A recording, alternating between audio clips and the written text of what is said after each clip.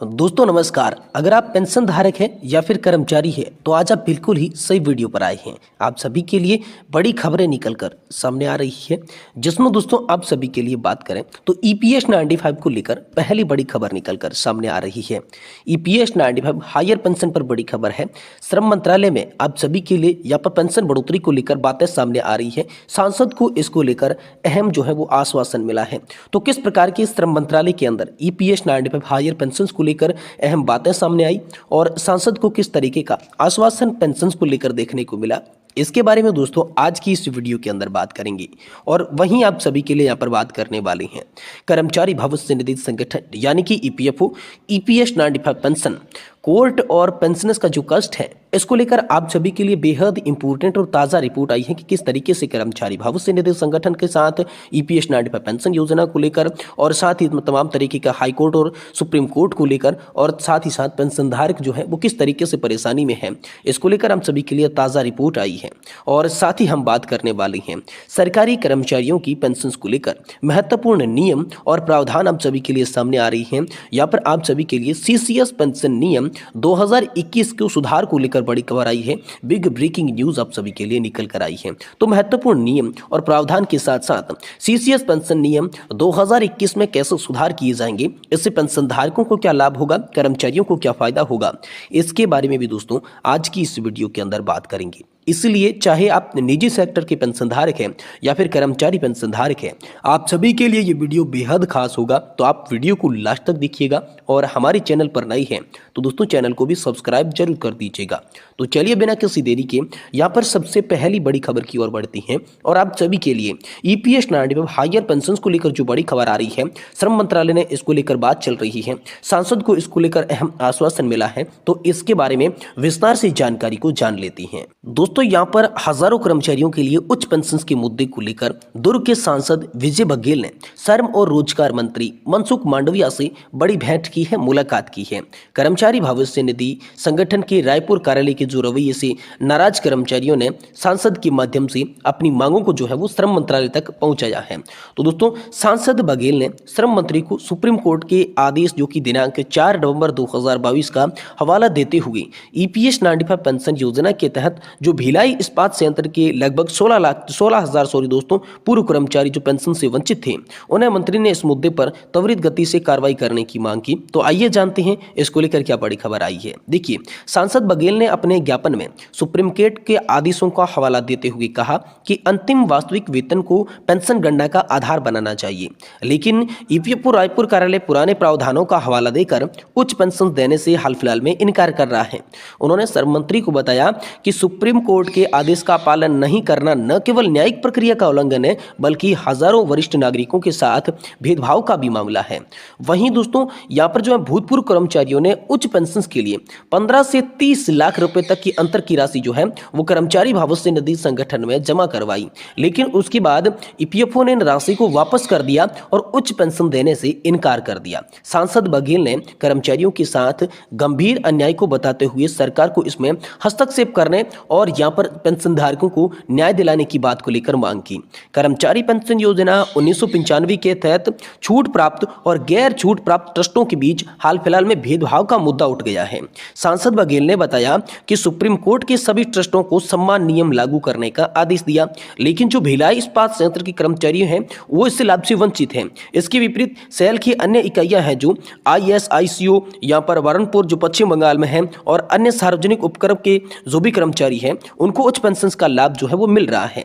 तो दोस्तों यहाँ पर मंत्री ने भी इस मुलाकात को लेकर बड़ा आश्वासन दिया है। मुलाकात के दौरान श्रम मंत्री डॉक्टर मनसुख मांडविया ने इस मुद्दे को गंभीरता से लेते हुए यह आश्वासन दिया कि भिलाई इस्पात संयंत्र के कर्मचारियों के मामले को प्राथमिकता से निपटाया जाएगा, वरीयता दी जाएगी। उन्होंने कहा है कि इस मुद्दे का मंत्रालय जल्दी कोई कार्रवाई करेगा इस मुद्दे पर और प्रभावी कर्मचारियों को जो है वो जिसके साथ अन्याय हुआ है उनको न्याय दिलवाया जाएगा। तो सांसद ने इसको लेकर बड़ा विश्वास भी आप सभी के लिए जताया है। सांसद विजय बघेल ने मंत्री के आश्वासन के लिए उनका धन्यवाद व्यक्त किया, विश्वास जताया कि ये कदम भिलाई इस्पात संयंत्र कर्मचारियों के लिए न्याय की दिशा में एक महत्वपूर्ण कदम साबित होगा। उन्होंने कहा कि कर्मचारी पेंशन योजना 1995 वरिष्ठ नागरिकों की सामाजिक सुरक्षा और सम्मानजनक जीवन जीने के लिए अत्यंत महत्वपूर्ण है। कर्मचारी भविष्य निधि संगठन रायपुर की इस कार्रवाई से हजारों पूर्व और कर्मचारी और उनके जो परिवार हैं वो प्रभावित हो रहे हैं। सरकार को तुरंत इसमें हस्तक्षेप करना चाहिए और न्याय दिलाना चाहिए। तो ईपीएस 95 पेंशन फंड को लेकर जो मामला है वो जल्द ही निपटेगा, ये बड़ी खबर आ रही है। जी हां, कर्मचारी पेंशन योजना 1995 के तहत उच्च पेंशन का मुद्दा लाखों वरिष्ठ नागरिकों के जीवन से जुड़ा है और दोस्तों कर्मचारियों का मामला सरकारी प्रक्रियाओं में सुधार और सामाजिक सुरक्षा के लिए मिसाल बन सकता है। श्रम मंत्रालय ने इसमें फाइल खुलने और मंत्री के आश्वासन के बाद ये उम्मीद की जा रही है कि जल्द से जल्द ये मुद्दा जो है आप सभी के लिए सुधरने वाला है। इस मुद्दे को लेकर जो भी अड़चने हैं उसका समाधान होने वाला है। ये बड़ी खबर आप सभी कर्मचारी पेंशन धारकों के लिए निकल कर सामने आ रही है। वहीं दोस्तों ईपीएफओ, ईपीएस 95 पेंशन, पेंशनर्स के कष्ट के साथ साथ सुप्रीम कोर्ट को लेकर, साथ ही हाई कोर्ट को लेकर आप सभी के लिए बड़ी खबर आ रही है। जी हां, ईपीएस 95 राष्ट्रीय संघर्ष समिति रायपुर के जो अध्यक्ष अनिल कुमार नामदेव है, उनका कहना है कि कौन कहता है पेंशन हमारा हक है। हकीकत सब जानते हैं, सरकार देश की मालिक है, मालिक का न्याय अन्याय अंतिम होता है। चाहे जो को भी हो, पेंशन के मामले में न्यायालयों के अनेक फैसले भी जारी किए गए, पर उन पर कितनों पर अमल किए गए। कानूनी प्रक्रिया की आड़ के अंदर न्याय के इंतजार में लाखों पेंशन धारकों की मौत हो गई। बचे हुए लोग फिर न्यायालयों की शरण में जाना है। ये क्रम लगातार चलता रहेगा, अभी भी जारी है। कुछ लोग सड़क में आंदोलन कर रहे हैं, कुछ लोग न्यायालयों में अपना सिर फोड़ रहे हैं। प्रश्न ये है कि क्या ऐसा होता है प्रजामंडल में और प्रजा में, सरकार के अंदर? तो दोस्तों इसमें आप सभी के लिए यहाँ पर बहुत ही बड़ा सवाल आया कि सामाजिक सुरक्षा में सरकार द्वारा गलत तरीके से प्रस्तुत किया जा रहा है और न्यायालय में भी चुनौती दी गई है।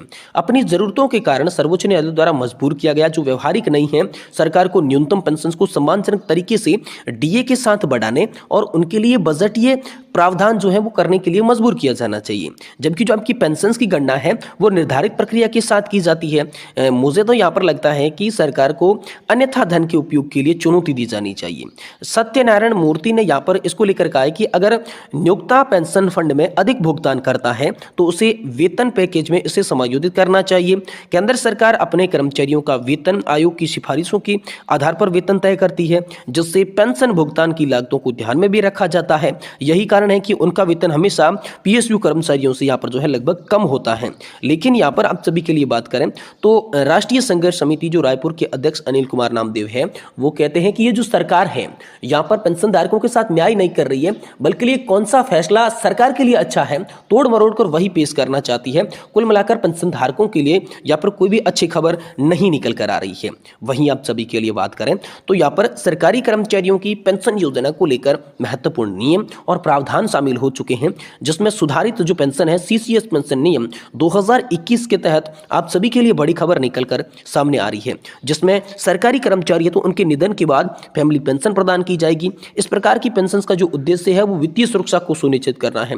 तो परिवार से संबंधित मुख्य प्रावधान और निर्देश क्या दिए गए हैं, तो परिवार की पेंशन की दरों को लेकर, सेवा के या पर मृत्यु के बाद पेंशन कैसे मिलेगी उसको लेकर, साथ ही कार्यस्थल पर मृत्यु के मामले में कैसे पेंशन मिलेगी, वहीं पेंशन भोगी या फिर पारिवारिक पेंशन भोगी की मृत्यु हो जाती है तो क्या लाभ मिलेंगे, परिवार पेंशन या फिर गैर अधिकार है या फिर नहीं है, हत्या या फिर हत्या के मामले में क्या पेंशन मिलेगी, जैसे न्यूनतम सेवा की शर्त हटाई जाती है तो क्या आप सभी के लिए पेंशन मिलेगी।